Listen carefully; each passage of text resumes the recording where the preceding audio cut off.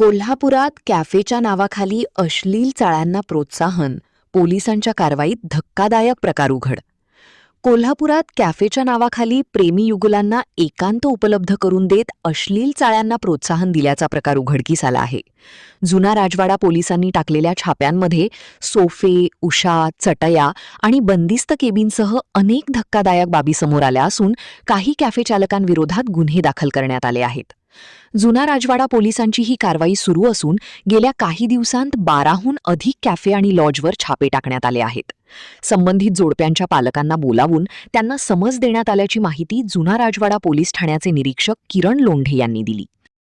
काही कॅफेमध्ये जे प्रेमी युगल आहेत त्यांना आडोसे तसेच काही ठिकाणी सोफे वगैरे पुरवलेले होते. तर हे अनधिकृत आहे. ज्या ठिकाणी कॅफे आहे त्या कॅफेच्या ठिकाणी त्यांना खाद्यपदार्थ आणि पेय एवढंच उपलब्ध करून देणं अपेक्षित आहे. त्या ठिकाणी बर्थडे किंवा याच्यासाठी एक स्पेशल किंवा वेगळी स्पेस निर्माण करून दिली जाते, ते इलिगल आहे. तर त्यावरती आम्ही कारवाई करणं सुरू आहे.